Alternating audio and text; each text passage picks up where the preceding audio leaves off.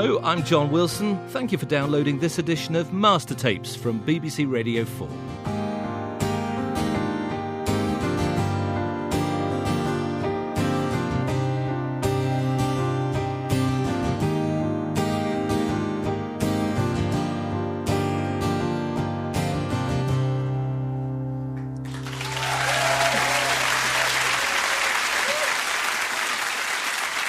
Welcome to Mastertapes and to Noel Gallagher playing live for our audience here at the BBC Maida Vale Studios.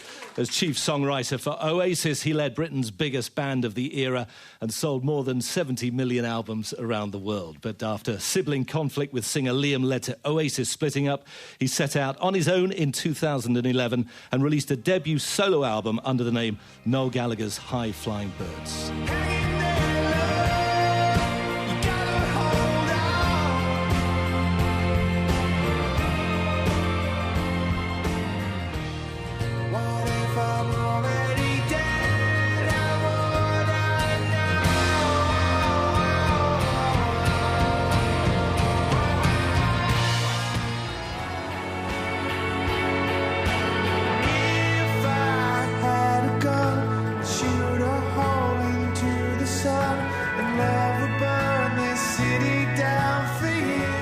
Noel, welcome to Mastertapes. Thank you very much. Well, you're here with Mikey Rowe, your keyboard player, for some stripped-back versions of the songs on the High Flying Birds album. And just a word about the name, first of all. That is the name of the act, isn't it? Noel Gallagher's High Flying Birds and an album as well? Yeah, there you go. There it is. That's correct. Now, what's the significance of the name? Because it suggests with birds, flight, freedom... No. Anybody who knows me, well, I don't put that much thought into anything that I do. When I was thinking of a name, obviously, you know, going solo, your own name would be the most obvious thing, but I didn't think it was showbiz enough. One day I was by the sink in the kitchen and Peter Green's Fleetwood Mac had been on the radio. I thought, what if I was called Noel Gallagher's something? And I thought that was great. And then there's a very famous song by an old folk singer called Judy Hensk called High Flying Bird, which Jefferson Airplane had covered. And I was listening to that one afternoon. And, well, like a genius, what I did was I put the three things together. I thought, well, there's a that's name. Amazing. When it came to the title for an album, I have to admit, I couldn't think of anything else. Right. But I say freedom there and flight and movement, but I mean, those are the themes of some of the songs. There's this kind of a recurring theme of movement, of moving to somewhere else, of getting to a different place. I didn't really realise that until right at the end when I don't write lyrics down anymore. I kind of gave up doing that quite a few years ago. So all the lyrics that are used on the record, they're kind of in my head, you know what I mean? I'm not really making it up as I go along. Well, I've already written them, but I've never really committed them to paper. So you have to kind of write your lyrics out and send them to publishers and all that for legal reasons. I was at home and I started to write them out in order of the songs. And it dawned on me then that there was quite a narrative to the record about you, us, we, whoever, you know. If I could put it like this, on a journey to find out whether the grass is greener on the other side and kind of getting there and then thinking, actually, maybe it's not. I was pretty knocked out by that because I can guarantee you, if I'd have tried to do that at the start, it wouldn't have worked. We wouldn't be sat here today talking about it. Did you have a stockpile of songs ready to go for the album? Always. I've had a stockpile of songs since 1993. I write all the time. I've never written for a specific project unless I'm working with somebody else. I've never been in the studio with less than 30 songs to choose from. So going back to the narrative of the album, which was amazing because they were the songs that I'd just not randomly chosen, but that fitted with the flow of the record. But I've always got a lot of songs. You know, I've just recorded an album. I've still got another 30 songs. So a lot of the songs on the High Flying Birds, the first album, could have been Oasis songs in different circumstances. They would have eventually have ended up on Oasis records. It was one of the problems towards the end of Oasis. You know, when everybody started to write songs, and rightly so, everybody should have a vested interest in the direction of the band we were all in. You know, instead of writing 15 or 16 songs for a cycle of where we were at, Oasis were using 5. But I was still writing 15, 20 songs, so there's loads of stuff left from those days, albums and albums worth of material. I mean, not that were ever recorded or demoed, but I've got lots of songs. The bad thing about that is, because you move so fast as a writer, and you can only really do kind of 10 songs on an album at a time, lots get left behind. I mean, there's stuff out there on the internet that have been out there for years that will probably maybe never see the light of day now. You know? Well, you say it's songs that have been bootlegged, you mean? Things people have recorded at sound checks and demos have ended up leaking out there that are not on this record that I've got coming up soon, but they'll probably never see the light of day because I'll always have new stuff, do you know what I mean? So it's a shame, really, but tours get in the way of recording all the time, you know? For anybody that's been in a group, a really successful group, the first solo album is a really significant moment. But just to take you back to 2009 and that split with the band, when you left, did you walk out and think straight away, I'm on my own now? It was at a festival in Paris. It's well documented what went on. And I remember leaving the site and sitting in a car by the main gate with a driver. We kind of sat there for ages and he kept saying, well, what are we doing, what are we doing? And at the point where I was going to say, let's go, I knew that was it, that the band was over. Even on the long drive back to the hotel, I wasn't then thinking of this. Right. Do you know what I mean? I was just thinking, what shame, you know, what shame. We had 2 gigs left for the entire tour. That was it, you know. But I wasn't thinking, you know, I'm going to go off now and be bigger than Sting or anything like that. But it's interesting you say that was accidental, that those themes seem to kind of coalesce throughout the album, the idea of moving on somewhere else. And you start the album with Everybody's on the Run, which again seems to be, you could look at it almost in that way as the protagonist leaving somewhere a significant moment and heading out on their own. But again, that was a sort of accidental. I've got to say, I wish I could. Honestly, if I was to sit down and try and write an album about the situation I found myself in, it would be awful. That's not the way that I do things. I'm the king of winging it, and I've been winging it since 1993, and I'm really making up each day as it goes along. As I collected the songs and made an album out of it, luckily for me, it kind of captured something. But Everybody's on the Run was written in a hotel room in South America. I think it was Venezuela. I know I was in that hotel room, and it kind of probably came together over a few days, but other than that, I'm not really that sure where it comes from.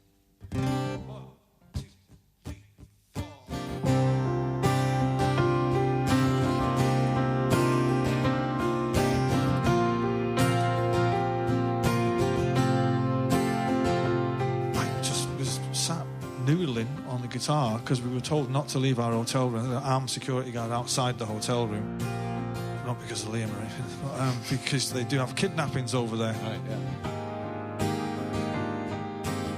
You're left to your own devices watching Venezuelan TV.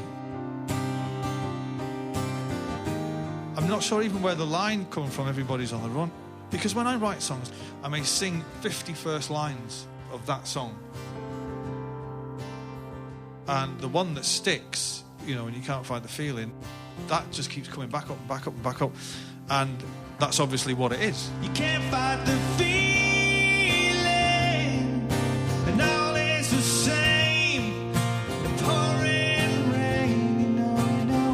And what you also have is a brilliant ability to come up with a really cracking melody right from the outset, right from the first Oasis songs. You were marked out as a fantastically melodic songwriter. And we got it there in Everybody's on the Run. So you start off with a very catchy verse, and then there's a kind of a bridge line, and then you build again. That's quite a trick. What happens is I'll have played the 3 chords around the intro, and that sets, I think, right, oh, wow, that's great. And then I'll be thinking of things going off. And then once I'll have settled on a melody, then going into the chorus is never dictated by the chords, ever. Everybody's on the run. It's dictated by the melody. After the initial explosion of 2, 3, 4, 5 chords, whatever it might be, then the melody takes over. Then the song's writing itself.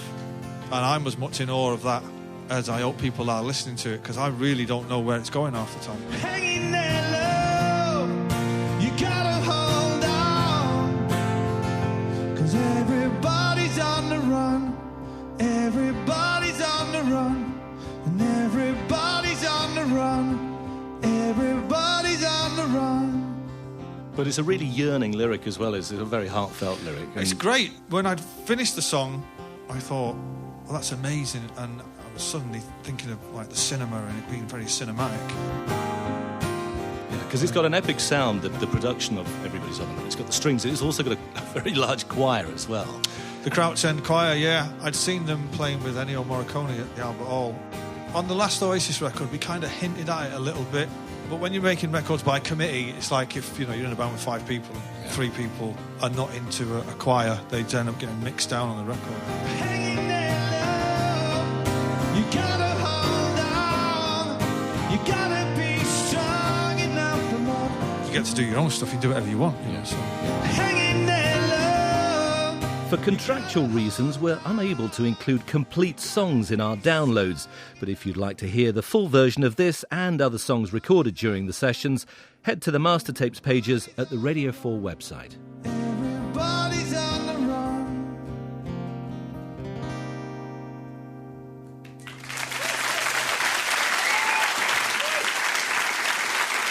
Everybody's on the Run by Noel Gallagher live at Maida Vale for Mastertapes. Noel Morrissey says that very often his songs start with the title. And I'm wondering, with that one, Everybody's on the Run, and some of the other titles, like The Death of You and Me on this album as well. Do they ever start with that? Morrissey, I guess, would be very typical of a lyricist because, all they write is lyrics. I don't say that's all they write, but they write words and melodies. Guitarists will start with the music. Right. I always start with the music, then the melody, and then I follow the melody then the chords kind of disappear a little bit. They're just a starting point to get me somewhere with a melody. The titles are irrelevant. Really? They don't serve any purpose. You wouldn't not buy a song because it had a rubbish title, would you? If Don't Look Back in Anger was called, I don't know, Donuts or Amusing or something, you wouldn't. It's still write that title down, by the way.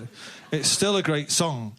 It's like, that I'm having trouble with the title for this next record of mine.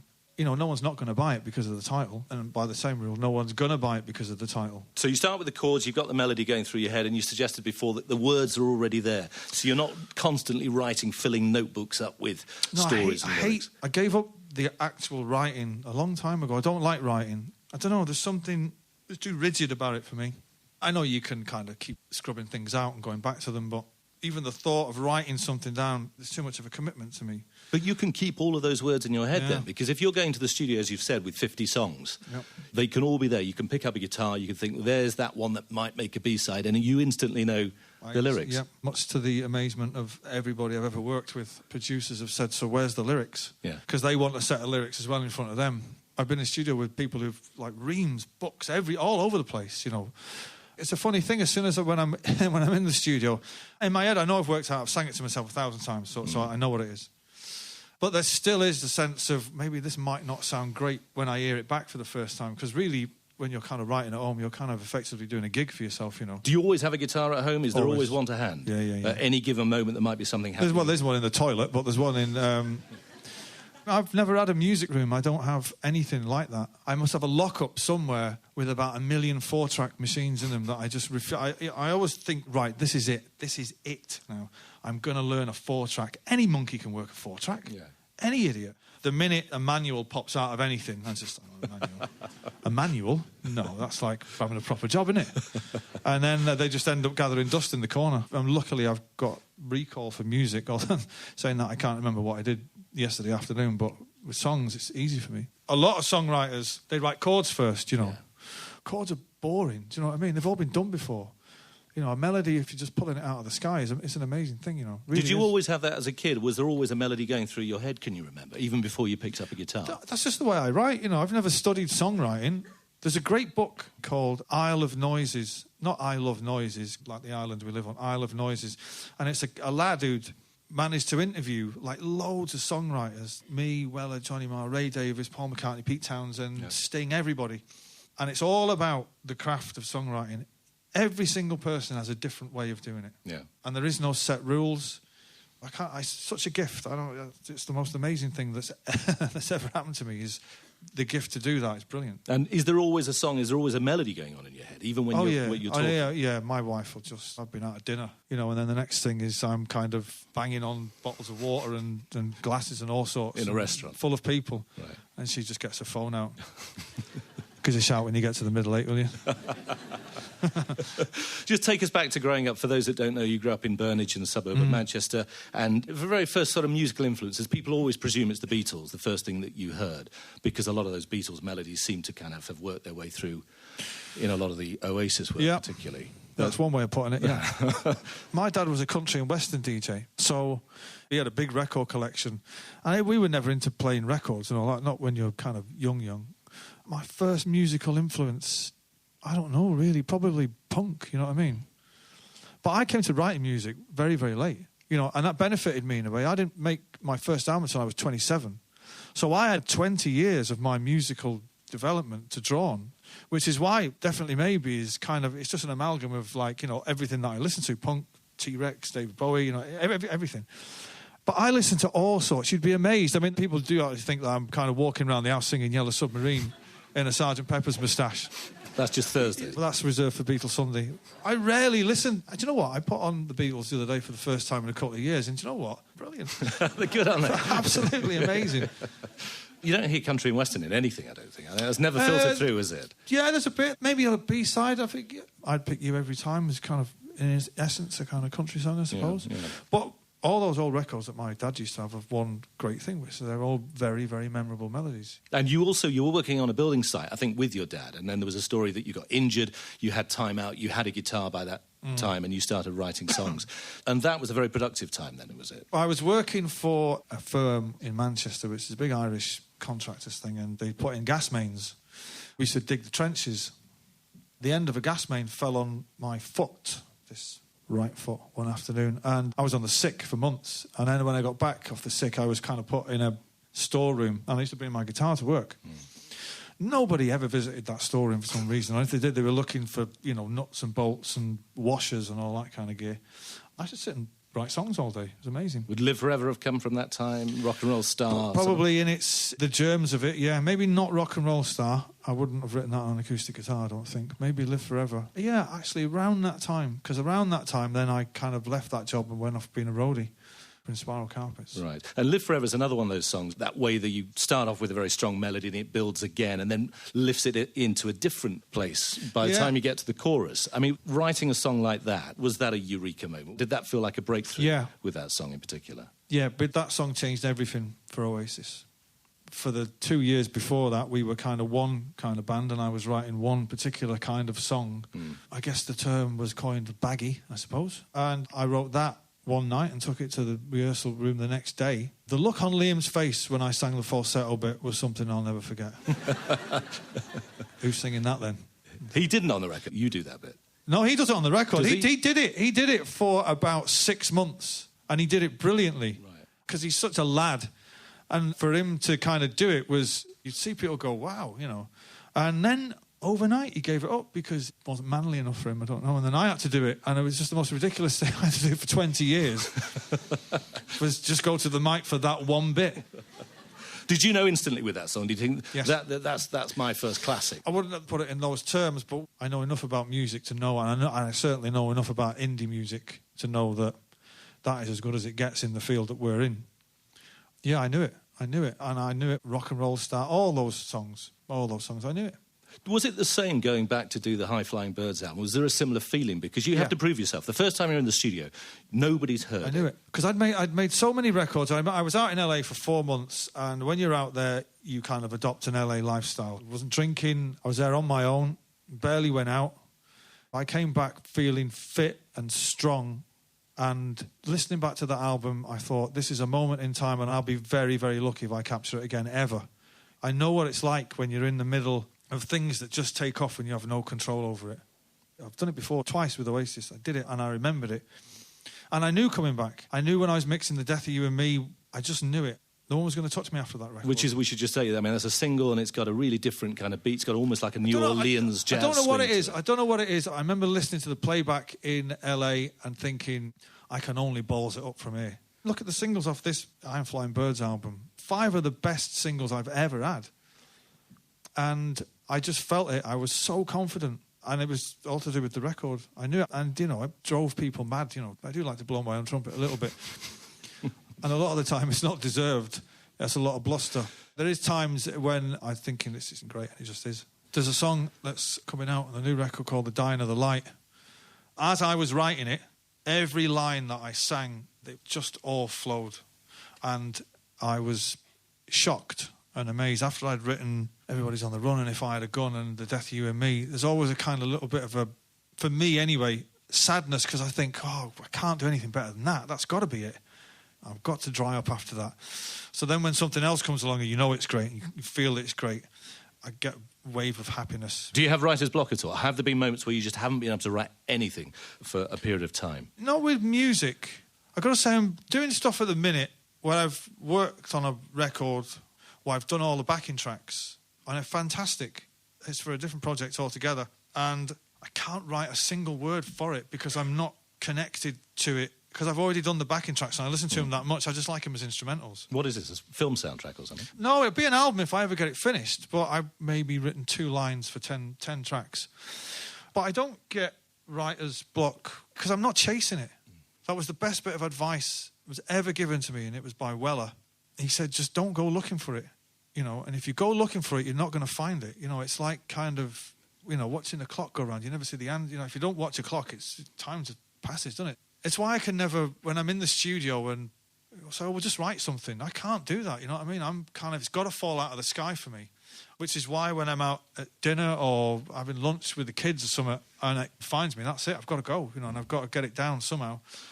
I've often wondered, it's a fascinating thing where you can go into a studio and, well, all right, well, I'll meet you at the studio Tuesday and we'll write a song. I'd love to be able to do that. You never do that? I'd love to be able to do it, but I can't do it. I tried. I've done it well. I've kind of, a few times, you know, I'll come down Thursday, we'll write something. I can never write anything. So everything you've ever recorded and released, you've pre-written, you've gone into the studio with the Always. songs absolutely finished? Always. There's no leeway for any outside influence at all, ever. But you said a moment ago, you felt at times recording this album that it was out of your control, it was just happening. But paradoxically, you had total control for the first time, because, of course, when you're with a band, you're having to hand over the ideas to your bandmates and allow them to take over your, you know. Did that not feel like a totally different musical process? No, I enjoyed being in a band. I still yearn to be in a band. Being in a band is brilliant, and it's so much more powerful being in a band. When you're a solo artist, people automatically assume you've got something to say. Every time I pick up an acoustic guitar, I feel like, shh, it's got something to say. I haven't got anything to say. I've got nothing to say to anybody. When I was making this High Flying Birds record, it was just a new thing for me. I wasn't thinking, wow, it's great that I can get to sing all the songs, or it's great that I can do whatever I want in the studio. Because trust me, Oasis was amazing. Right up until that night in Paris, it was amazing. But the main thing was the studio was nice and quiet. It was nice and peaceful. Calm. You know, no rows. Just very, very calm, and yeah. But did it allow you, though, having total creative control, to take it into new musical territories in the way that you wouldn't have been able to do if your brother had been there? And I'm thinking with the New Orleans horns and that kind of thing. The fact of the matter is this. That would never have been an album had I stayed in Oasis. They would have been certain tracks dotted around certain albums. I Had a Gun maybe would have been done by Oasis, and What a Life may have been done on a Record Machine, but they would have never been in a collection of songs. So, you know, thank God for that. Do you know what I mean? But I've always felt creative freedom anyway. Even when I was in Oasis, you kind of got to do what you want. But you were kind of restricted in that way by being a stadium band, because you've always got to play it in stadiums, so you kind of tend to lean towards stadium rock. You mentioned the song If I Had a Gun a few moments ago, and I mean, it's a very kind of minor key, introspective song, and one that I guess you had written sometime before, because there's a story that it had appeared on the internet, hadn't it? You'd done it as a sound check at an Oasis gig. On that South American tour, and somebody had caught a bit of it, maybe a minute and a half of it. I'd put it up on the internet, and it still sounded good. It still sounds good to this day, that soundcheck version. Yeah. Did you mind that, though? I mean, somebody is recording your song. I mean, I've got to say, there might be about a dozen things I should really have taken down off the internet. But, you know, before this record that's coming out now is out, there's a thing on the internet. It just says new album demos leaked, you know, and there's 11, but none of them are off this record.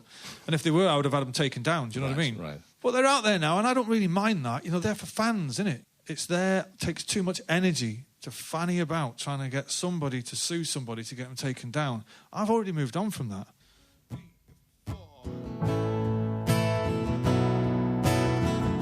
I wrote that on the same South American tour as Everybody's on the Run. Now, this is one of the ones that I do remember. I was in a hotel room in Peru, in Lima.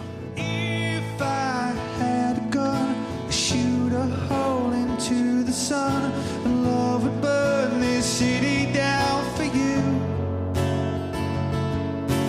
If I had the time, I'd stop the world and make you mine, and every day would stay the same with you. And I thought I was being a genius when I came up with the title of If I Had a Gun and put it in, and then there's about 90 songs called If I Had a Gun, I realised when I got back to England. But it's a love song, though, isn't it? I mean, the title doesn't give that away, but it is quite an introspective and very heartfelt love song. I love it. I give you back a dream, I show you now what might have been, if all the tears you cry would fade away, away. Again, I was just sat indoors and I played the opening 3 chords I've played a billion times before and still intend to play another billion times before I die. They're just chords I can get songs out of. Excuse me if I spoke too soon. My eyes have always followed you around the room, 'cause you're the only God that I will ever need. I'm holding on and waiting for. But those 3 chords came, then the melody, and then the melody takes over, and off we went.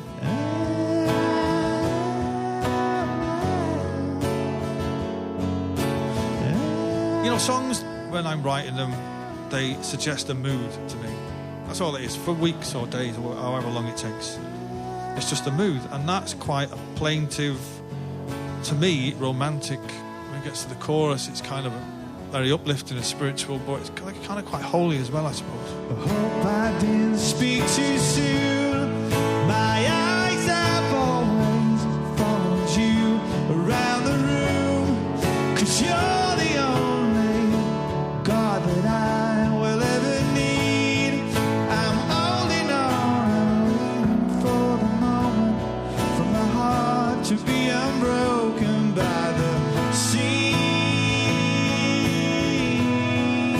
We'll continue this conversation in the second part, the B-side, when the Maida Vale Studio audience here get to ask the questions. You can hear that tomorrow afternoon at 3:30 here on Radio 4. But for now, my thanks to Noel Gallagher. Remember, you can find the full version of this and other songs recorded during our live sessions on the Mastertapes pages at the Radio 4 website, along with photographs, videos, and the other editions of the series. Let me fly you to the moon. My eyes have always followed you around the room, 'cause you're the only God that I will ever need. I'm holding on and waiting for the moment to find me.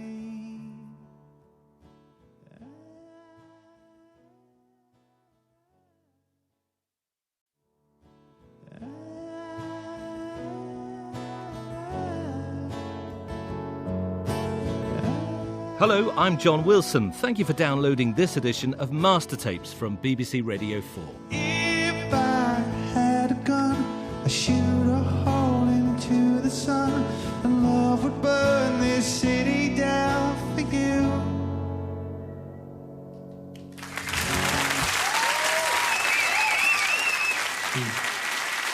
Hello, welcome to Mastertapes and to Noel Gallagher playing live for our audience here at the BBC Maida Vale Studios. In the first part of this programme, we discussed how he led his band Oasis to international stardom and the eventual split after an acrimonious fallout with his brother Liam. We heard how his first songs were written on a building site where he'd worked and how he decided to go solo under the name Noel Gallagher's High Flying Birds.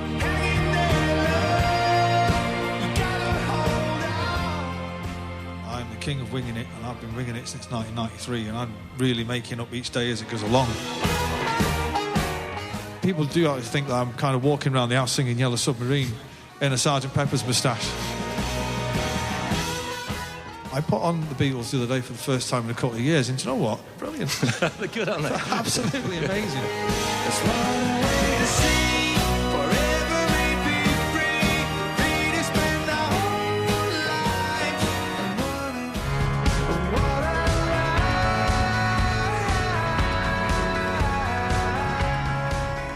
My wife will just, I've been out at dinner.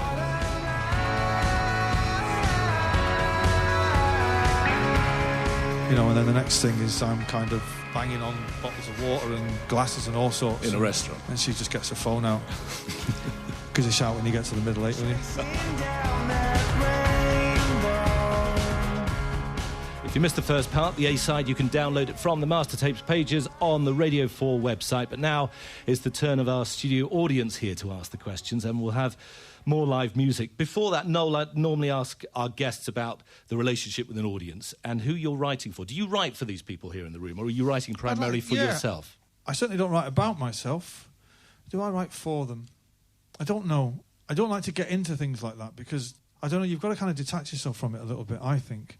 I would like to think if I'm writing a song about how beautiful love is between me and my wife that I would write it in a way that anyone else who's listening to that song, it would say to them what is beautiful about the love that they have for the person that they love. But I don't try to do that.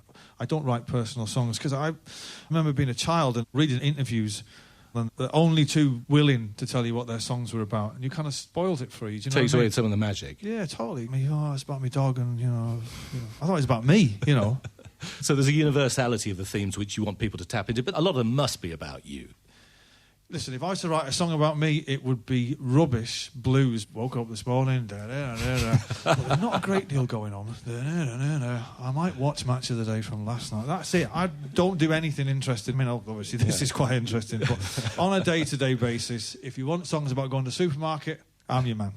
Well, let's have the first question from the audience. This one comes from Matthew Fairclough, who's come here from York. He says his first concert was Oasis at Nebworth. Matthew. Do you ever miss the gang mentality of being in a band? Yeah, I do. I've touched on it before. There's much more power to being in a band than being a solo artist. It's a double-edged sword, but I was lucky enough to be in Oasis. As now coming out the other side of it, I know what it is to be in the biggest band in the world, even though it was only for about 6 months we were the biggest band in the world. I know what it's like to be in the best band in the world. So I've been there and I've done that now. But I do miss it. There is something quite special about a band walking on stage in front of 70,000 people. Although saying that, you do walk on stage with a band now when you're playing festivals, but you don't see it in the same way there. But it's stuff that I don't know. You can't describe it, you know what I mean? It's like, how do you describe it? There's just something about bands, which is why the greatest things that have ever been achieved in music, bar Elvis, have been through bands. You think of all the great bands, all the great British bands, it's something that's unique to England. If you look at the big American bands, they've always got one guy. It's always like Jim Morrison or Brian Wilson or Iggy Pop. Whereas in Britain, we have this thing where it's always two guys. It's always like Mick and Keith or John and Paul or Bez and Sean, me and Liam, Ray and Dave. And I do miss it.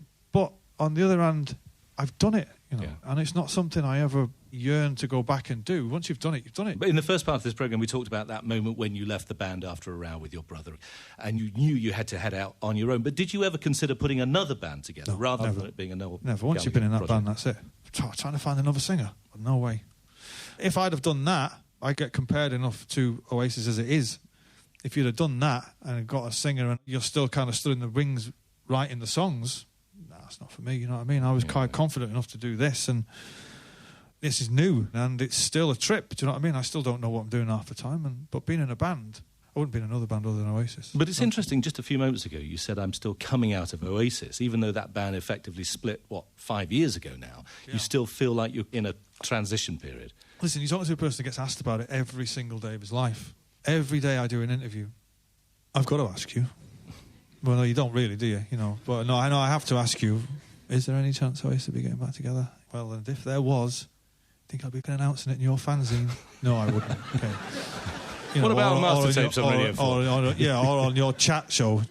So, yeah, it follows me around a lot. Listen, I'm cool with that. You know what I mean? It's a massive part of my life, not only my life, everybody else's life as well. And you would look like a fool, I think, to give interviewers a list of things not to talk about, that being the top. Just be an idiot, you know what I mean? So I do see myself as coming out of it. Once I've done 5 or 6 records, I guess, maybe it'll be different. Let's have another question from the audience. Stuart Arbon's here. He's from Derby. He's an engineer at Rolls-Royce Aerospace. No way. Seriously? Wow. What do you design there, Stuart? It's aero engines. It's aeroplanes. Do you actually design them? No. What did you do? Just make the sea? No, we just build You work there? Yeah, I work there, yeah. No. Inscribed on the runoff grooves of the Smith single Big Mouth Strikes Again are the words, talent borrows, genius steals. Do you agree? Absolutely. Yeah. We should explain that Morrissey, having instructed his cutting engineer on that Smith's record, to lift the quote from Oscar Wilde. Yeah, I agree.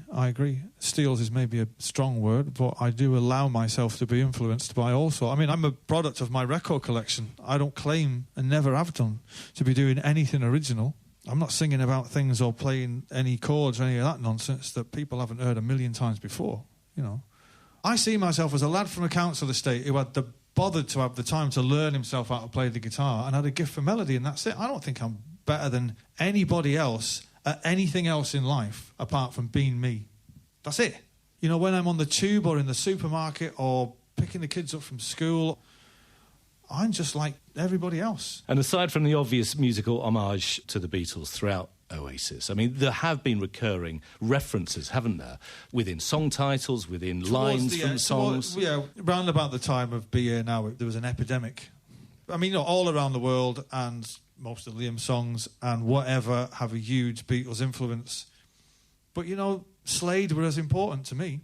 David Bowie and T-Rex and the Sex Pistols. There's a song on the High Flying Birds album called Broken Arrow, a reference to Neil Young. There's a Buffalo Springfield song called Broken Arrow. He does have a ranch called Broken Arrow, yes. I mean, I wasn't sitting down thinking, let's get Neil Young's ranch name in the song title somewhere. With all my songs, I'm not really writing about anything in particular. The song is leading me somewhere. Well, you're going to play it for us now. I am indeed, yeah.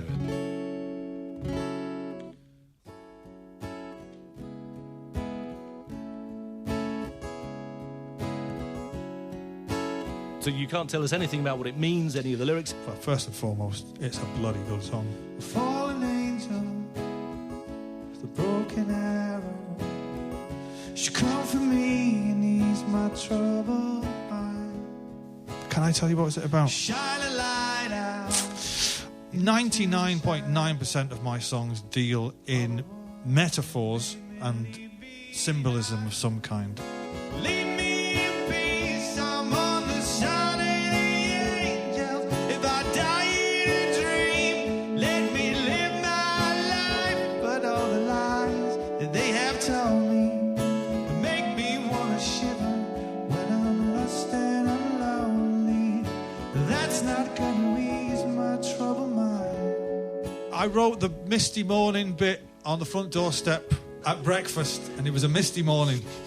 I thought, well, there you go. That sounds amazing. That must have been the first person ever to come up with that term. She rolling over like a misty morning.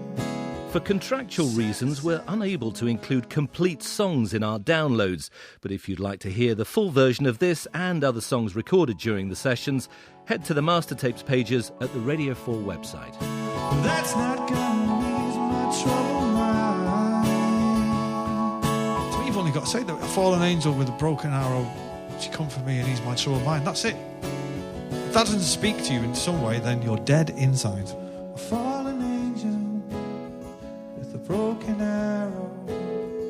She come for me and ease my troubled mind. Shine a light out into the shadows of a world they made me leave behind.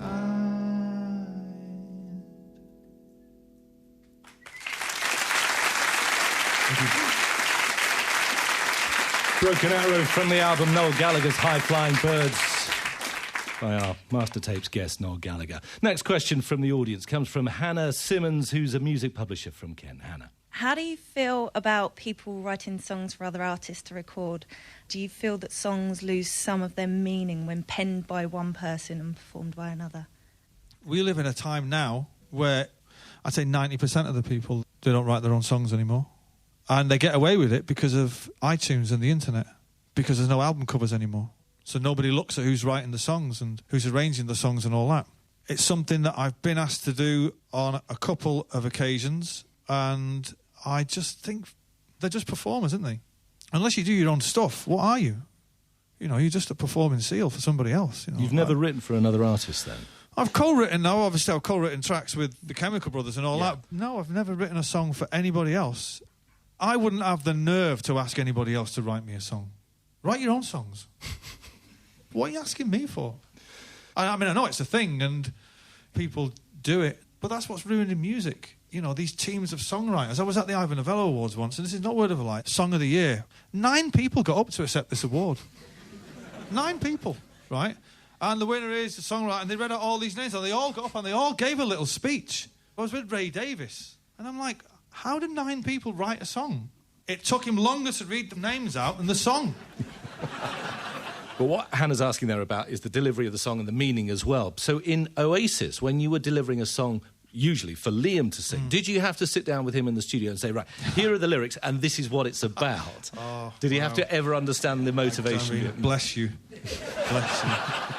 Bless you. Who cares what a song is about? Genuinely, who cares? I don't care. But do you know who cares less than me? I think we Liam. can. I think we can. Right? Being a solo artist, the German that started by me saying, excuse me, you're not singing it right. That's how it started. And it was a 20-year slow death to this place here. Liam's not asked about what you want. He's going to sing it for himself. That's what made him great. But to answer the question, how can you? If somebody was to sing If I Had a Gun off this album, and please, One Direction, feel free to have a crack at it. How could they possibly deliver it with the same... Because I know what every line is about, do you know what I mean? And I know the woman it's written about. But again, if you're listening, Taylor Swift, any of you, have a crack at it. Were there any songs in the past during Oasis that you held back for you to sing because they were more personal? Towards the latter stages of it, I wouldn't say kept them back. You know, I'd written The Death of You and Me while I was in Oasis and would sing it in dressing rooms and stuff. There's no way he was going to sing that. Flip side to that is, when the singer in the band is so great at that thing, then it's easy to write songs for people like that, you know. But I would never write for him, but it became apparent what kind of songs he was going to sing and what he wasn't. The new album that you've already recorded, which is not coming out till, March 2015? 2027 it's coming out. Right, It might as well have been, on the back as I burner. finished it last July. Why so long a wait, then? Because I'm an independent artist who runs his own, for all intents and purposes, indie label. The Oasis reissues kind of got in the way of that, and my little worker bees at the office can't do too many things at once, though they implode. I missed an October window. Because I don't really know this. It's been scientifically proven that you can only release albums in 2 parts of the year. Once is in October, Pre-Christmas, and once is in March. Right, yes. I didn't know this. This is a recent thing. Oh, no, July. Too many people on holiday. So I missed my October thing. It came too late for that. So I've got to wait till March, which is a shame, really, because I'm already bored with it. I've done with it now. I've kind of moved on to something else. It's called Chasing Yesterday. And particularly in the first part of this programme, I was suggesting that on the theme of the first solo album that you're kind of looking forward, heading somewhere else. But that title, that's not suggesting that you're looking back again, is it? It's a line from one of the songs, and how it came about was, and now don't ask me why this is, okay, for an album that's not going to be released until March next year, we need a title now. This was like 2 months ago. You want a title what now? We need a title today. So I kind of just scanned through some of the lyrics, and that kind of thing jumped out from one of the songs. I don't know why. And the minute I'd kind of emailed her and said, that's it, are you sure? Yes, that's it, don't bother me again. And then the next day I thought, no, that's an awful title. It's already up on iTunes, can't change it now. And you're happy with the album? I've heard it. The album's great. Why don't you tell these people how great it is? I think it's an absolutely brilliant album. I think it takes it into a different direction as well. Particularly The Right Stuff, which is quite out there for you, isn't it? It's got a saxophone solo. It's actually bass clarinet, if we're being pedantic about it, but that's what it is. Yeah. That was one of the tracks that came out of the album that I started to make with Amorphous Androgynous. I'd recorded it as a B-side, and I get hassle a lot of fans saying, well, why have you put this song as a B-side? It's better than the ones on the album. And I'm like, what's it got to do with you? You know, well, this people is that buy it. Yeah, it's just like, make your own album, So a couple of times on this record, actually, because I was producing it myself, there was a couple of songs that I thought would be really cool B-sides. I've decided to put them on the album just to shut them up.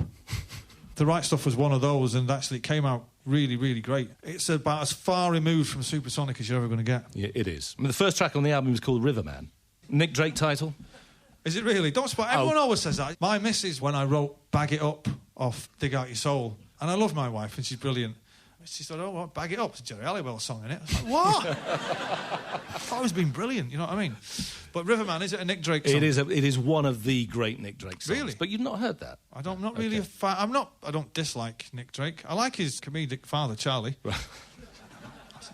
A bit of comedy there for you there. Let's move on to another question from the audience. Matt Rittell is here. He's a photographer based in London. He's originally from Birmingham. Matt, welcome to Mastertapes. What are your thoughts on the current music scene in Britain? Do you think it's in rude health or in need of some inspiration?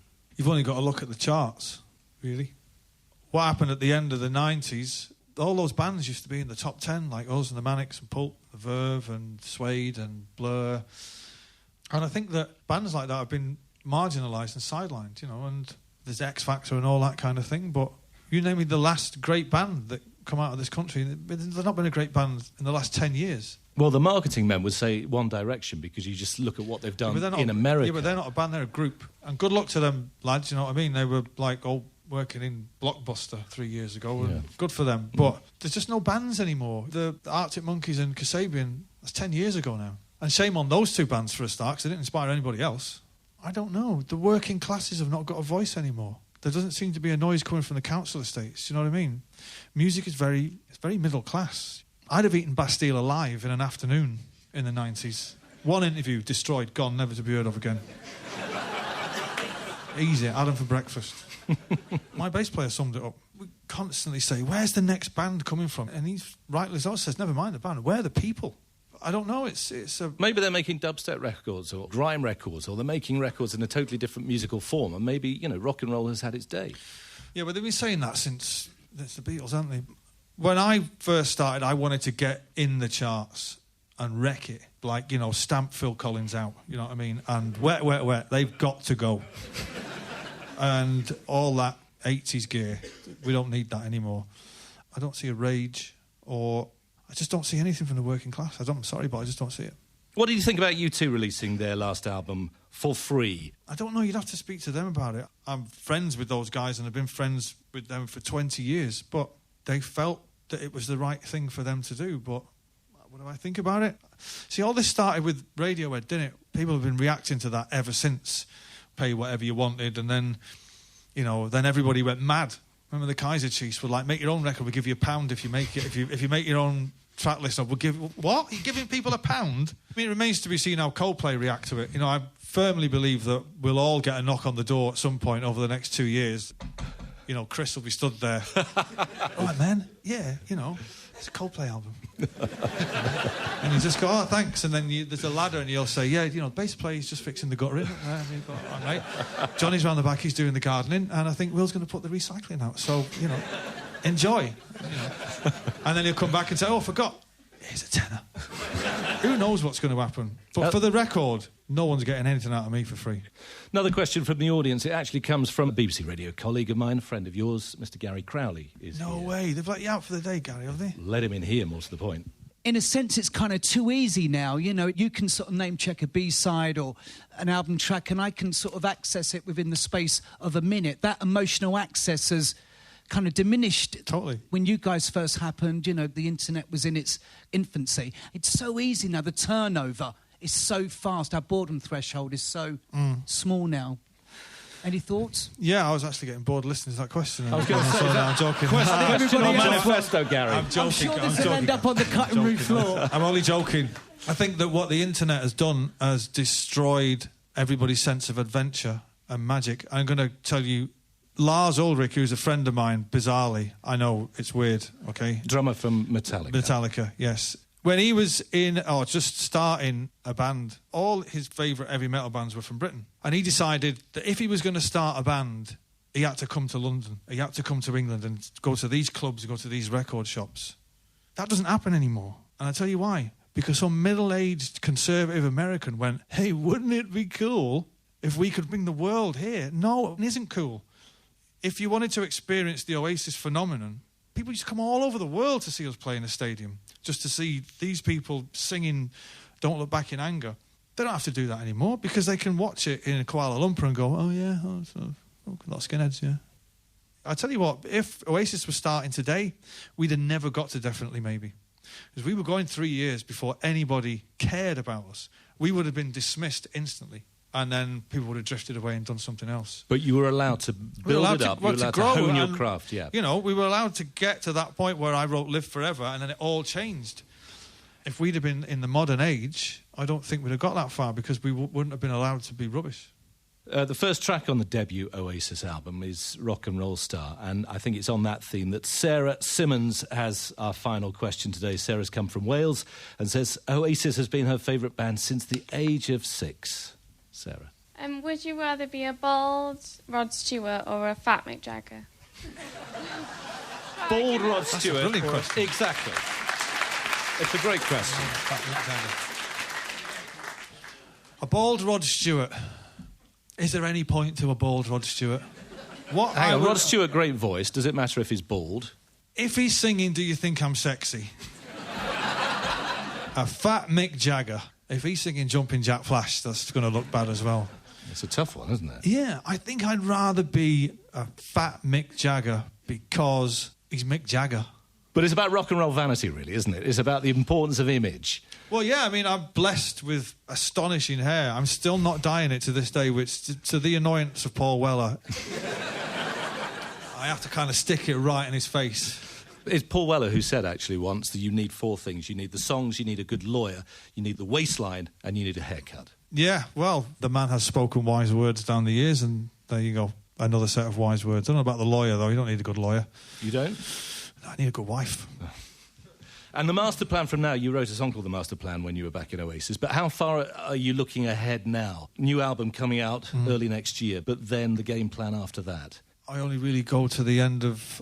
I know I'm doing a tour, and at the end of that tour, I've made it, actually, for the first time in my life, I've kind of made the plan that I'm not going to have as much time off as I usually do. Musically, I just keep writing songs all day. Not all day, what am I talking about? I mean, every day, most days, I'm kind of noodling around. When I started this solo thing, I'm in it for the long run, do you know what I mean? It kind of is beginning to annoy me that people think, all right, well, you've made 2 albums now, so when are Oasis came back together? You know, come on, you've had your fun, you've made your point. The High Flying Birds thing, this is long term, do you know what I mean? Until I decide different, you know, and who knows when that'll be, but I'm just going to plough on doing what I'm doing, you know.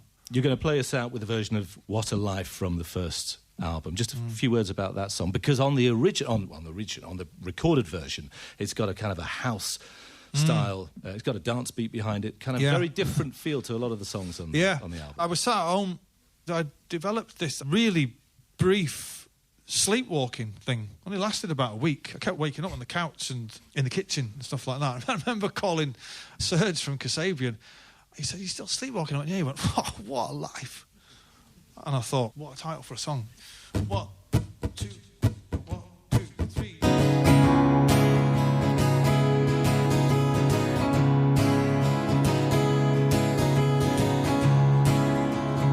Piano thing, I played it on the guitar. Like a light bulb went on, and I do love dance music. Someday you might find your hero. Then I went and did a demo of it. Some say you might lose your mind. And I thought to myself, I'm not going to get away with that. Keeping my head down now for the summer. Why? Because people don't associate you with dance music. I just thought, wrongly, and I doubted myself for a second. I thought, I might have to actually start dancing. That can't be right. That can't be allowed to happen. What a life.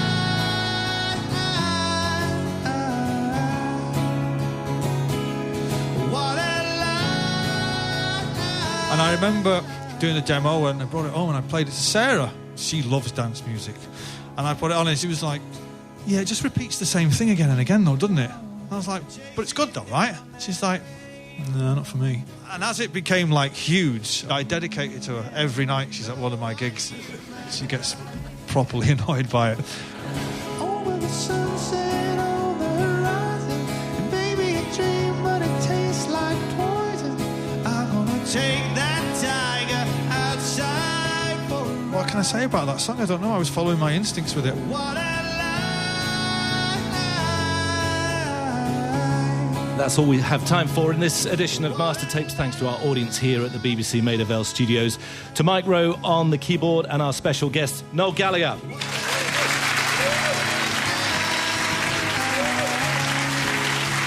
Don't forget the Mastertapes pages on the Radio 4 website. You can download today's programme as well as the rest of the series. There is exclusive content, including full versions of all of the songs played live here at Maida Vale, including this one. someday you might find your hero.